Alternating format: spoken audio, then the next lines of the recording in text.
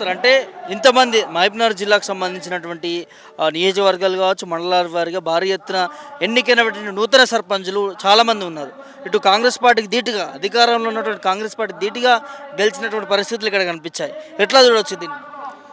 మేము ఇంతకుముందు ఏమంటున్నామంటే ఆల్రెడీ మనకు వాళ్ళు ఇచ్చినటువంటి హామీలు అనేటువంటి కూడా అమలు పరచలేకపోయింది కాబట్టి ప్రజల లోపల వచ్చేసింది. అంటే ఒకటి ఇంతకుముందు కేసీఆర్ గత 10 సంవత్సరాల్లో ఆ అభివృద్ధి ఏ విధంగా చేసిండో ఈ 2 సంవత్సరాల్లో అభివృద్ధి అనేటువంటి కల్లా కట్టిపోయింది. అంటే ఏం అభివృద్ధి చేసేది కాబట్టి సర్పంచ్లన్నా గెలిపించుకుంటే రాబోయేటువంటి ఎంపీటీసీ జెడ్పీటీసీ ఎలక్షన్లో అదేవిధంగా మున్సిపల్ ఎలక్షన్లో కూడా కాంగ్రెస్కు చావు దెబ్బ కొట్టి తిరిగి 2028-29లో జరగబోయేటువంటి ఆ యొక్క సాధారణ అసెంబ్లీ ఎలక్షన్లో కూడా ముందుకు మన బీఆర్ఎస్ పార్టీని తిరిగి కేసీఆర్ గారిని ముఖ్యమంత్రిగా చూడాలనేటువంటిదే ఏకైక లక్ష్యంతో పనిచేస్తున్నారు. మా ఉమ్మడి మహబూబ్నగర్ జిల్లాలో ఉండేటువంటి వారందరూ కూడా 14 అసెంబ్లీ స్థానాలు గెలిపించి తిరిగి గులాబీ జెండా ఎగిరేసి మన అసెంబ్లీకి తోలియడానికి మహబూబ్నగర్ ప్రజలు సిద్ధంగా ఉన్నారంటున్నారు. ఒకవైపు ఏమో అధికారంలో 15 సంవత్సరాలు మేమే ఉంటామంటున్నాడు ముఖ్యమంత్రి.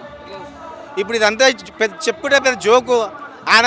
ఎందుకంటే చెప్పుడు ఏదో మాటలు చెప్పి గాలిపోయే మాటలు చెప్పి ఆకాశం మీద మేడలు కట్టేటువంటి మాటలు ప్రజలు నమ్మి మోసపోయి ఓట్లేసి గెలిచినటువంటి సీఎం రేవంత్ రెడ్డి గారు. ఆయన ఎందుకంటే ఇప్పుడు ఆయన ఏం చేస్తుండు, హైదరాబాద్లో ఉండేటువంటి హైడ్రా అనేటువంటిది ఇచ్చిండ్రు, పేద ప్రజలను నడ్డి విరగొడుతుండ్రు, రియల్ ఎస్టేట్ పడిపోయింది. అదేవిధంగా గ్రామీణ ప్రాంతంలో ఉండేటువంటి సాధారణమైనటువంటి ప్రజలకు అదేవిధంగా పేద ప్రజలకు అందాల్సినటువంటి పెంచాల్సినటువంటి పెన్షన్లు కానివ్వండి, అదేవిధంగా కళ్యాణ లక్ష్మి కానివ్వండి, షాదీ ముబారక్ ఇవన్నీ కూడా పెంచుతామంటే కేసీఆర్ 2000 అంటే 4000 అనడం, ఆయన ₹1,00,000 ఇస్తానని తులం బంగారం ఇస్తామని ఇవన్నీ కూడా చెప్పి ప్రజల్ని మోసపుచ్చి అధికారంలోకి వచ్చిండు. ఎందుకంటే ప్రజలకు అర్థమైంది 2 ఏళ్ళైనా కూడా ఆయన పెన్షన్ పెంచుతలేడు. అదేవిధంగా తులం బంగారం లేదు, అదేవిధంగా రైతు భరోసా ఇస్తా అని చెప్పి అది లేదు. నిరుద్యోగులు నట్టేట ముంచిండ్రు, 2 లక్షల ఉద్యోగాలు ఇస్తా అని చెప్పేసి. అదేవిధంగా ఇంకోటి రేవంత్ రెడ్డి యొక్క పరిపాలన మొత్తం అంతా కూడా ఇక్కడ మొత్తం అంతా డబ్బంతా తీసుకుపోయి ఢిల్లీ సోనియా గాంధీ చేతులు పెడుతుండే. ఇది జగమెరిన సత్యం తెలంగాణ ప్రజలు గమనిస్తున్నారు. రాబోయే అసెంబ్లీ ఎలక్షన్లో ఖచ్చితంగా బుద్ధి చెప్తాం, ఖచ్చితంగా బీఆర్ఎస్ పార్టీ అధికారంలోకి రాబోతా ఉంది. ఇది మనం అందరం కూడా మేమంతా సిద్ధంగా ఉన్నాం. పంపిస్తున్నాను మీరు అంటున్నారు, మేము ఢిల్లీ నుంచి అంటే కేంద్ర ప్రభుత్వం కొట్లాడుతున్నాము, అందుకే ఢిల్లీ అభివృద్ధి కోసం పోతున్నాము అనేది ముఖ్యమంత్రి. ఢిల్లీ అభివృద్ధి కోసం వాళ్ళు కేంద్రంలో అధికారంలో లేరు. ఢిల్లీకి ఇప్పటికీ బీజేపీ అధికారంలో ఉంది. ఢిల్లీకి ఎందుకు అవుతున్నాను వీళ్ళు అంటే ఇప్పుడు ఇక్కడ మినిస్టర్లు మారవాలన్నా కూడా లేకపోతే ఒక పదవి ఇవ్వాలంటే కూడా ఇప్పుడు ఒక ముఖ్యమంత్రి క్యాబినెట్ మినిస్టర్లు కూర్చొని చేయవలసిన పనిని కూడా మళ్ళీ 60 సార్లు 70 సార్లు ఢిల్లీకి పోతాడు ముఖ్యమంత్రి. ఎందుకంటే దాని ఖర్చులకే అవుతున్నాయి ఆడ. ఇప్పుడు ప్రతి దానికి ఢిల్లీకి పోయి సోనియాని అడుగుతాము, రాహుల్ గాంధీని అడుగుతాము, ఖర్గేని అడుగుతాము. ఈయన వీళ్ళు ఖరారు చేయవలసినటువంటి మంత్రి పనులకు వీలే దిక్కు లేదు. వీళ్ళు ఎక్కడ తిరిగి 5 సంవత్సరాల్లో తెలంగాణ రాష్ట్రంలో ఉండేటువంటి హైదరాబాద్ చుట్టుముట్టు ఉండేటువంటి భూములను కూడా అమ్ముకొని సంపాదించుకొని ఇట్లా తిరిగి వల్ల వాళ్ళు అధికారంలోకి రారు కాబట్టి ఆ ఉద్దేశం అంతా కూడా వాళ్ళకి అదే ఉంది. సంపాదించుకోవాలి, బయటకు పడాలంటే ఉద్దేశమే ఇప్పుడు ఉన్నటువంటి సర్కార్కు ఉంది. భవిష్యత్తులో మీరు మీడియా ముఖంగా చెప్తా ఉన్నా, ఖచ్చితంగా 100% రాబోయేది కేసీఆర్ ముఖ్యమంత్రి ఖచ్చితంగా అవుతాడు. బీఆర్ఎస్ ప్రభుత్వం అధికారంలోకి వస్తుంది. చావు దెబ్బ ముఖ్యమంత్రి కాంగ్రెస్ ప్రభుత్వం పాతాలను ఉక్కిన. ఎందుకంటే ఈ 2 సంవత్సరాల ప్రజలందరికీ అర్థమైంది వీళ్ళేమేమో 6 గ్యారంటీలు ఇచ్చిన 420 హామీలు అన్నీ కూడా తుంగలో దొక్కిండ్రు. కాబట్టి ఆయన అడ్డం వచ్చిగా నోటికి ఏదొస్తుంది మాట్లాడతాడు. ఎందుకంటే ఒక ముఖ్యమంత్రి ఎవరిని మాట్లాడేటప్పుడు ఒక ఉన్నతమైనటువంటిది నేర్చుకోవాలి. ఎందుకంటే మనం కూడా చదువుకున్న విద్యార్థులం కాబట్టి, ఒక యువకులం కాబట్టి ఎట్లా మాట్లాడేటువంటి తెలంగాణలో ఉండేటువంటి నియోజకవర్గాలపైన తెలంగాణ రాష్ట్ర భౌగోళిక పరిస్థితులపైన అవగాహన లేనటువంటి ముఖ్యమంత్రిని పట్టుకొని ఆయన గురించి మనం పెద్ద ఆయన పొగినట్టది కాబట్టి అటువంటి ముఖ్యమంత్రి కాడు ఆయన. అసలు ఓదకే ఆయనకు మాయని మచ్చ తెచ్చింది. కాబట్టి ఈ యొక్క రేవంత్ రెడ్డి సర్కార్ని కూలదోసి 2028లో ఖచ్చితంగా బీఆర్ఎస్ ప్రభుత్వం అధికారంలోకి రావడం ఖాయం. ఇది పక్కా జై తెలంగాణ అని తెలియజేస్తున్నాం. అవుతుంది మీ సొంత జిల్లాగా ఉన్నాడు, ముఖ్యమంత్రిగా వ్యవహరిస్తున్నాడు రేవంత్ రెడ్డి గారు, పాలన ఎట్లా ఉంది? ముఖ్యమంత్రి గారు మా సొంత జిల్లా అయినందుకు సంతోషపడాలన్నా బాధపడాలన్నా మేమే సందిగ్ధంలో ఉన్నాము. ఏమైనా సొంత జిల్లా అని ప్రేమతోటి ఉంటే అభివృద్ధి అనేది శరవేగంగా జరగాలి. ఎక్కడి పనులు అక్కడనే నిలిచిపోయినట్లున్నాయి. పొద్దున్న లేస్తే కేసీఆర్ని తిట్టుకుంటూ ఉండడం తప్ప ఆయన అభివృద్ధి విషయంలో చాలా వెనుకలా ఉన్నాడు. కేసీఆర్ని తిట్టడం పనిచేసి అభివృద్ధి ముందు చేస్తే బాగుంటుంది. మన ముఖ్యమంత్రి గారికి నా నుంచి తెలియజేస్తున్నాను. ఏం చేయలేదని మహబూబ్నగర్కి సంబంధించి, ఎందుకంటే ఏ ప్రాంతం నుంచో వచ్చిన నేను నా ప్రాంతాన్ని అభివృద్ధి చేసుకోవాలి, నల్లమల్ల పులిబిడ్డ నేను అంటూ వారు చెప్పుకుంటారు కదా. నల్లమల్ల పులిబిడ్డ అనడంలో అర్థం ఉండాలి. ఆయన నల్లమల్ల పులిబిడ్డ అయితే ఇక్కడ ఉన్నటువంటి ప్రాజెక్టులు కానీ ఎప్పుడో నెరవేరిపోవాలి. ఇప్పుడు గతంలో బీఆర్ఎస్ గవర్నమెంట్ ఉన్నది, కేసీఆర్ సార్ హయాంలో ఉన్నప్పుడు 90% పూర్తయినటువంటి ప్రాజెక్టులు ఇప్పటి వరకు పూర్తి అయిపోయి 2 సంవత్సరాలు అవుతుంది. 2 సంవత్సరాల పనులు పూర్తి అయిపోయి ఇప్పుడు నీళ్లు పంపిణీ రైతులకు అందజేయాలి.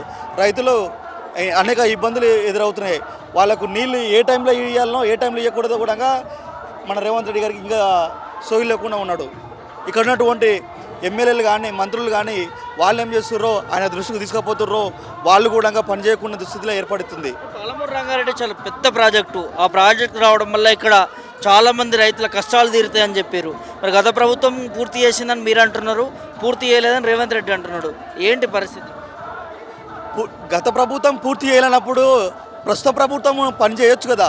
పని చేయడం వదిలేసి పాలన పక్కన పెట్టి ఈ ప్రతిపక్షం మీద ఆయన మాట్లాడడం మీద, ఆయన ప్రతిపక్షంలో ఉండా అధికార పక్షం ఉండా ఆయనకు అర్థం చేసుకోవాలి.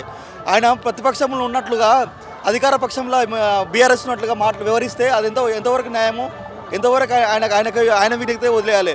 ఒకవేళ పనిచేయని పెండింగ్లో ఉన్న ప్రాజెక్టును రన్నింగ్ చేయమని బీఆర్ఎస్ మాజీ ఎమ్మెల్యేలు కానీ లక్ష్మారెడ్డి సార్ కానీ మా వచ్చినటువంటి తన్నీరు హరీష్ రావు సార్ కానీ ఇక్కడ ఉన్నటువంటి సీన్ గౌడ్ సార్ కూడా కానీ ఆల వెంకటేశ్వర కానీ అన్ని ప్రాజెక్టులు గమనించి చేయాలని వాళ్ళు ప్రతిక్షణంగా ప్రాజెక్టుల దగ్గరికి వెళ్ళి చూస్తున్నారు. కానీ మరి ఇక్కడ ఉన్నటువంటి ప్రస్తుత ఎమ్మెల్యేలు ఏం చేస్తున్నారు? నిమ్మకి నీరెట్లు కట్టినట్లుగా వాళ్ళు ఎక్కడున్న వాళ్ళు వాడినే ఉండి మాట్లాడుతున్నారు. పోయి అసెంబ్లీలో మాట్లాడుతున్నారు కానీ వచ్చి ప్రాజెక్టుల దగ్గర వచ్చి కూర్చొని ప్రతి విషయం పైన ఒక రైతులకు అవగాహన ఇచ్చింది లేదు, చూసింది లేదు, తట్టడి మండి ఎత్తిపోసి బయటకు వచ్చింది లేదు. మళ్ళీ అనవసరమైన ఏదో మాటలు మాట్లాడతారు. వచ్చి పూటగ్రాని మాటలు అక్కెరాని మాటలు మాట్లాడేసి బీఆర్ఎస్ గవర్నమెంట్ని బదలాం చేయడంలో ముందంజలో ఉన్నటువంటి కాంగ్రెస్ ఎమ్మెల్యేలు మంత్రులు మన ముఖ్యమంత్రి కూడా ఇంత భారీ ఎత్తున కదిలి వస్తూ ఉన్నారు. ఇప్పుడు గెలుపొందినట్టు సర్పంచులు కావచ్చు, ఉప సర్పంచులు కావచ్చు. సో ఏంటి కేటీఆర్ కూడా వస్తున్నారు, ఎట్లా చూడొచ్చు? ఒక జోష్ నెలకొందనుకోవచ్చా బీఆర్ఎస్ పార్టీని? ఖచ్చితంగా జోష్ నెలకొందని మీరు చూడసారు. మీరు చూస్తారా ఆల్రెడీ రోడ్లు స్తంభించిపోయినవి. జడ్చల నుంచి వస్తున్నాడు కూడా లక్ష్మీరెడ్డి సార్ గారి నియోజకవర్గం నుంచి చూసుకుంటాం వస్తున్నాము. ఇందాక వరకు ఉన్న మొత్తం రోడ్లన్నీ స్తంభించిపోతున్నాయి. కార్యకర్తలు తండాలుగా వచ్చి రోడ్ల మీద ఉండొస్తారు. ట్రాఫిక్ క్లియర్ చేయడానికి పోలీసులకు ఇబ్బంది ఏర్పడుతుంది. కానీ బీఆర్ఎస్ సైనికులు చాలా మంచి క్రమశిక్షణతోటి ఒక లైన్ రూట్లో మంచిగా ఎవరికి డిస్టర్బెన్స్ చేయకుండా మంచిగా ఈ సభ ప్రాంగానికి తరలి వస్తున్నారు. ఈ వేదిక నుంచి ముఖ్యమంత్రికి ఏం చేసి చెప్పేది ఒకటి ఏంటంటే, ఇప్పుడు 5 సంవత్సరాలు ఆయనే ముఖ్యమంత్రి ఉంటాడు కాబట్టి పాలమూరు పులిబిడ్డ అని ఎట్లయితే ఏ విధంగా చెప్పుకుంటున్నాడో దాని నిదర్శనంగా ఆయన నిలుపుకోవాలనుకున్న పాలమూరు ప్రజలు ఆయన ఎన్నుకున్న బాపుకానికి ఆయన ఈరోజు పెండింగ్ ఉన్నటువంటి ప్రాజెక్టులను రన్నింగ్ చేయమను. ఏదైతే మా మీద బీఆర్ఎస్ గవర్నమెంట్ మీద బదలాం చేసిండో ఆ బదలాంను ఆయన తుడిచిపెట్టి మిగతా 90% పనులు పూర్తయినాయి కదా, ఆ 10% పనులు క్లియర్ చేసి రైతులకు నీళ్ళు అందిస్తే మాకు సంతోషం. ఇంకోటి రైతులకు కూడా కరెక్ట్ అయిన సమయంలో రుణమాఫీలు కానీ ఆ యూరియల్ కానీ రైతుల కష్టాలు తీర్చడంలో ఆయన ప్రథమ పాత్ర పోషిస్తే సంతోషకరమైన విషయము. మొక్తల్ కాసెన్సీ అమర్చింత యువకులు ఎట్లా ఉంది మీ ముఖ్యమంత్రి పాలన, రేవంత్ రెడ్డి పాలన? అసలు రేవంత్ రెడ్డి గురించి ముఖ్యమంత్రి చెప్పుకోవాలంటే కూడా మాకు చాలా సిగ్గుచేటు అనిపిస్తుంది. మా మామ్నార్ కాన్స్టిట్యున్సీ నుంచి ఒక ముఖ్యమంత్రి పదవి వచ్చిందంటే మామ్నార్ జిల్లా డెవలప్ కావాలి, కానీ ఇట్లా దిక్కుమాలి పరిస్థితి మామ్నార్ జిల్లాకు వస్తుందని నేను కలలో కూడా అనుకోలేదు. కానీ మా కేసీఆర్ సార్ ఉన్నప్పుడు 10 ఏళ్ల పరిపాలనలో ఎండిపోయిన ఏడార్లో కూడా నీళ్ళు తెచ్చిండు మా కేసీఆర్ సారు. అప్పట్లో కిరణ్ కుమార్ రెడ్డి గారు మీరు కరెంటు రాదు ఏం రాదు మీరు మొత్తం ఇదైపోతుంది ఆగమైపోతారంటే వాళ్ళ మాటలను తురిచేసే విధంగా మా కేసీఆర్ సార్ గారు పనిచేసి 24 గంటల కరెంటు చేయడం జరిగింది. ఇప్పుడు మన ఏమంటారు మన ప్రాథమిక పాఠశాలలో పురుగుల విద్యార్థులకు తింటుంటే అన్నంలో కూడా పురుగులు రావడం కానీ ఎన్నో కానీ పట్టించుకోవడం లేదు.